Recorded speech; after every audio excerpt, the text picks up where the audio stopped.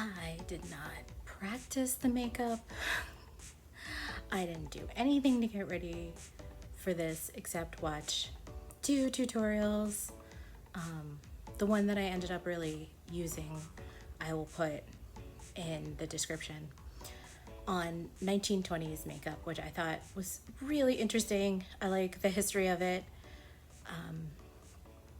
sort of where the trends came from, because there was a where, and we don't really talk about that a lot.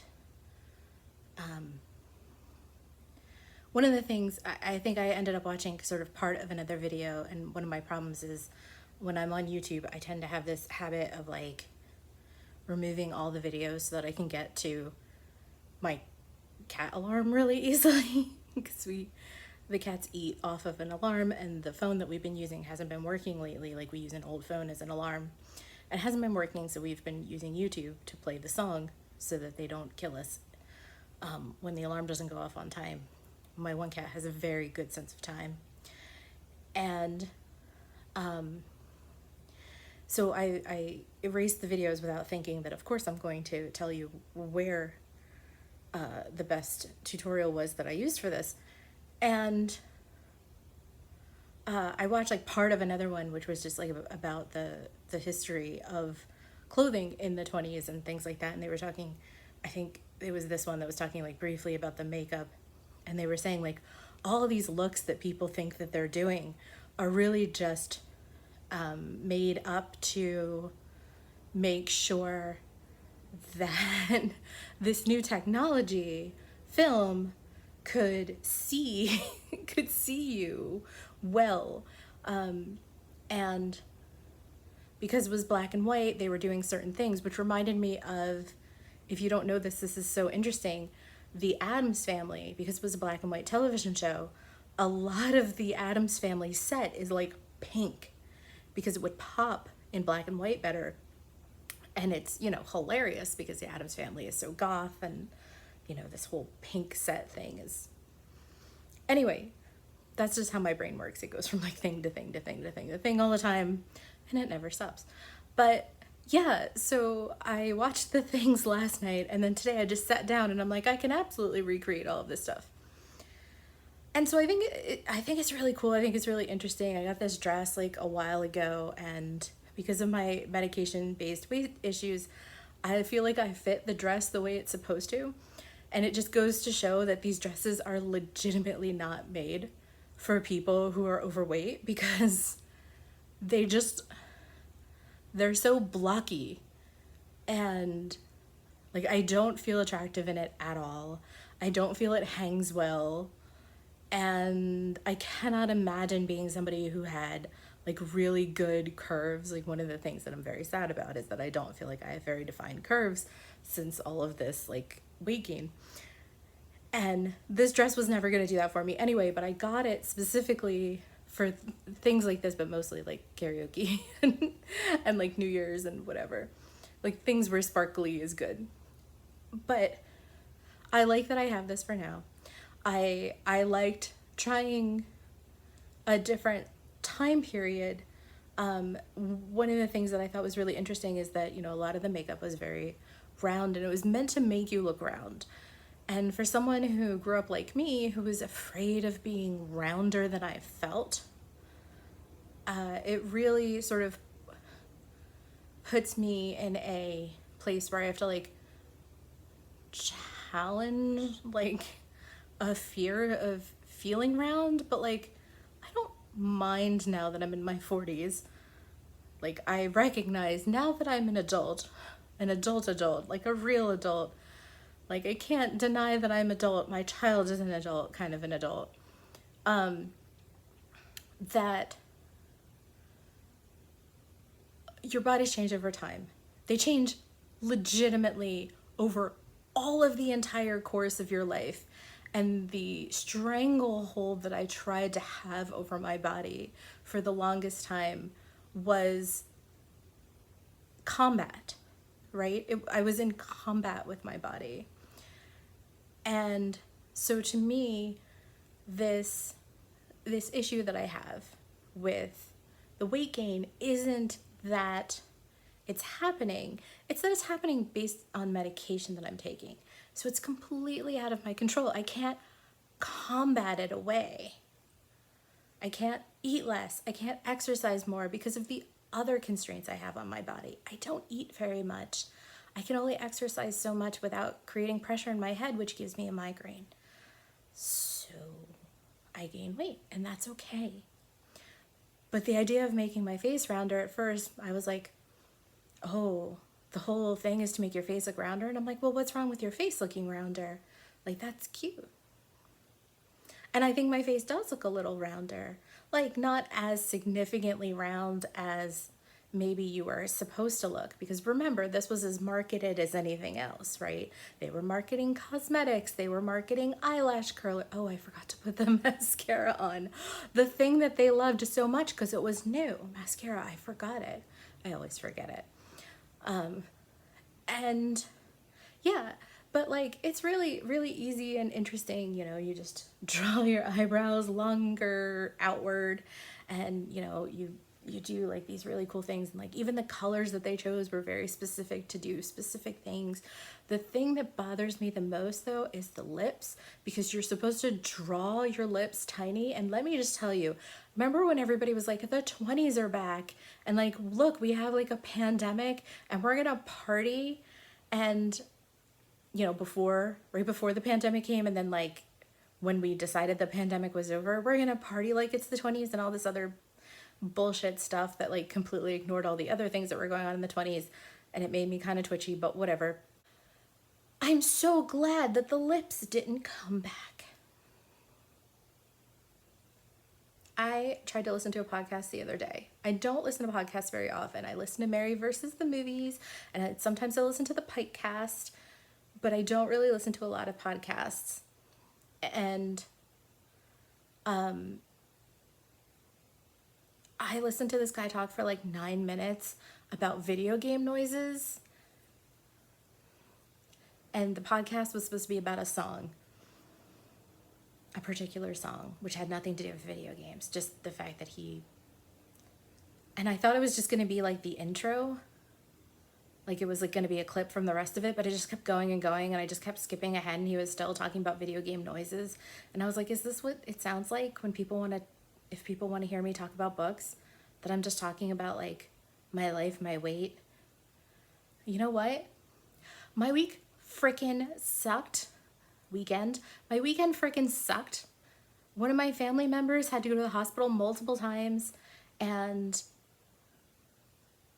it's not great, and I don't want to talk about it, and I don't want to take that person's privacy away from them, but it fucking sucked for me, and it fucking sucked for them, and I'm gonna talk about whatever the fuck I want to talk about. Okay, but I am gonna talk about books, because, so the reason that I did this is partially because I'm reading The Chosen and the Beautiful, which, if you want to hear about book bullshit, I did it again. I took out a book, and it turns out I bought it. But the thing is this time I bought it this year. Remember when I said last time that I absolutely positively wasn't going to do it again because now I have a spreadsheet of all my 2022 purchases and things that I won and whatever? It didn't work, because all it takes is one terrible, horrible migraine where you don't remember anything that you've ever done ever, and you're like, I really wanted to read that.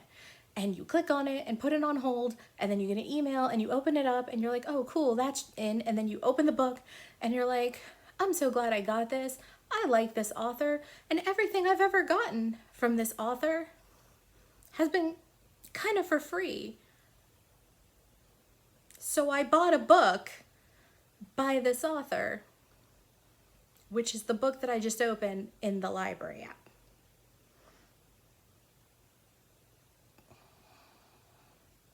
So then I didn't want to return the book, because just in case this library app tracks any time read or whatever, and I checked, nobody's on hold right now. All the copies are checked out, but nobody's on hold right now. So I'm gonna finish it there and then mark it as read in my spreadsheet. Like half the books I have from this year that I've read, I read somewhere else, because either I got them on NetGalley and then I won the book or whatever. But I can't believe I did this again after I said I wasn't going to. And I just have to accept that with migraines comes some memory loss, and that's okay. But it's very silly. So this is partially from reading, you know, like a Gatsby retelling, which I'm a third of the way through, and I'm having a very good time with it because I read Gatsby for the first time this year. The other part of it is I read The Monsters We Defy. I really enjoyed it. I don't want to give away the one thing about it that I kind of wish, I don't want to say that I wish it didn't happen, but if we got into it, that would be a whole thing, and I would be in spoiler territory, which I do not do for books that haven't come out. So once it's out and you want to talk about it, I'm here for you. It's really cool. It is a period piece. It's set in 1925. It is set in DC. There is a lot of historical accuracy and research that went into this book. Some of the characters really existed. Some of them you will have heard of. Some of them you might not have.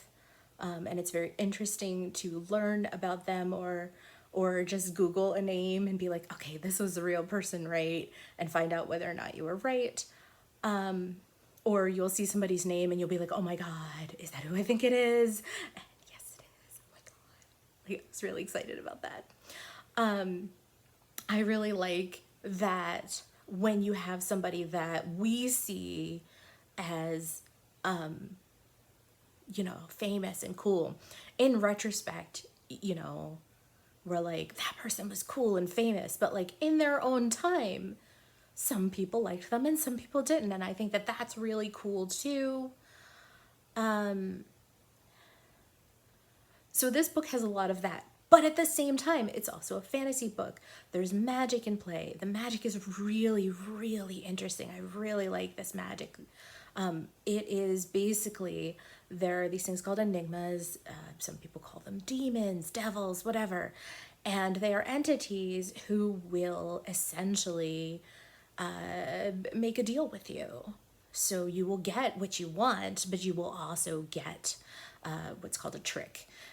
The thing, the backfire, the Twilight Zone-y thing that you definitely did not want to get for that. And some of them are deeply, deeply tragic, and some of them are just really, really inconvenient, but mostly they're tragic and terrible, or they weigh on you, or they'll affect you for the rest. I mean, no matter what, they'll affect you for the rest of your life. And that's really cool. So it's particularly interesting to see how those play out. Like, that is like one of the most interesting things. It's like, okay, that's their charm, but what's their trick? The charm would be like the power or the thing that they got. And so you have these people who essentially have powers, but they all come with a downside. And then on top of all of that, you have what is essentially kind of a heist novel.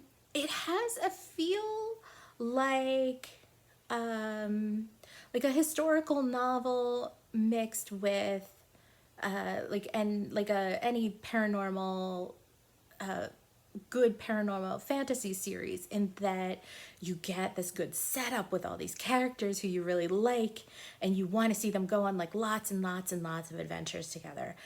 And that's in like a really fabulous setting. It just, you know, like, this would be like your new Dresden Files or whatever, except that it takes place in 1925. So I'm like, oh, this is your new Vampire Files.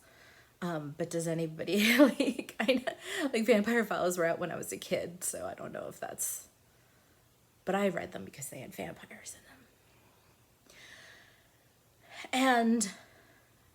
And, but the setting is especially rich because it is DC in 1925 in a Black community. So there are hierarchies and class issues and people who want to get ahead, you know. So it's sort of interesting that these two books take place around the same time, because I'm getting some of the things that they're explaining confused, but they still work, right? Because you have this community that's sort of its own thing, and then you have in Chosen the Beautiful, you have Jordan, who's a Vietnamese adoptee who is in essentially mixing with the white upper class, but she's isolated because there are literally laws against her marrying into the class in which she has been adopted. And it specifically says that those laws are sort of picked and chosen and whatever. Anyway, it's really interesting because this is a period of time that feels like big change. It feels like really big change, and it feels like, you know, it's post-war. But as the Monsters We Defy points out, that when you go to war as a black man, you are not side by side with your white brethren, right? They're not your brethren at all.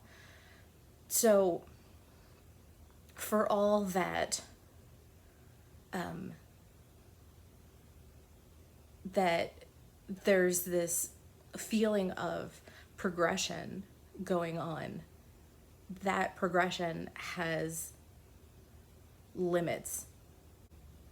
Who cares what some white lady has to say about class? I own a house.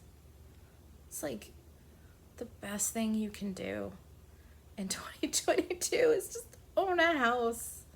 It goes like exist, own a house, and then like, where's my shadow? Like everything else.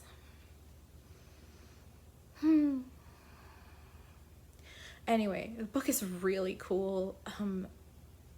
The steps that they go through to do all the things that they do, the information that they gather, how they gather it, all that stuff is neat. The characters are neat. The setting's fantastic. Like I really just think that it is, for paranormal fiction, an era that I'd love to see more from this particular author. I would just love to see this group just go on and be like the next big thing. Like I would love to see this get as big as Dresden Files was at its height.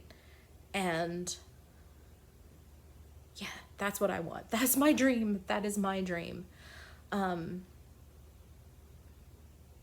I'm not going to say anything else because I'm not going to spoil anything. You should absolutely read it. It was fun. It was really fun. Okay, the other book I read has nothing to do with the 20s. And it is kind of a mindfuck. It's called The Undead Truth of Us. It is YA.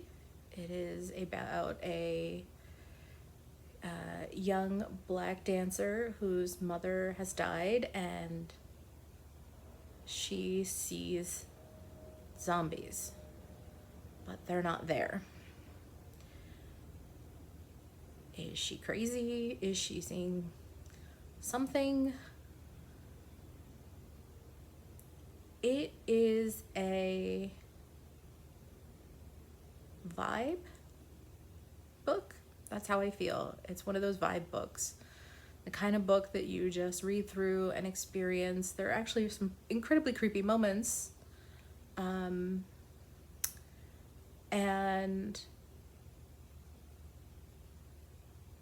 I think that, so I have, you know, my spreadsheet, and I went to go put in the genre, and I was like, I don't know that I want to put this in horror, but I don't know that I don't not want to put it in horror, because it did creep me out. It absolutely creeped me out. But it's so thoughtful, and there are such moments of joy, and I guess, you know, if you've got so many other like coming of age books that can be horror, this should be horror too. I guess one of the things that I really loved about this is that this main character is a teenager. She is such a teenager. She feels like a teenager, a real teenager, not a book teenager, a real teenager. The kind of teenager who can say something that makes you want to go, ugh. In a couple years, you are going to look back on the fact that you said that, and you are going to absolutely cringe. But I know why you said it. I would have absolutely said the same thing at your age. I kind of sort of did.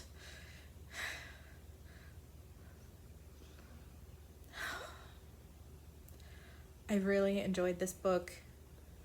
It's the kind of book that you want to take outside on a sunny day and read because, one, otherwise the creepy parts are going to get to you. Two, the parts that are not as creepy feel very sun-drenched and beautiful. And three, there's just something about it. It feels like, for all that I'm saying that it has horror elements, it feels like a sunny, lazy day kind of a book. That's why I'm calling it a vibe book. I don't think that I can name another book about grief that makes me feel so summery, except maybe Cynthia Voigt is a very good kind of a summery grief kind of a writer, but it's a completely different feel. Cynthia Voigt wrote about survival and a lot of things. This book is much more vivid and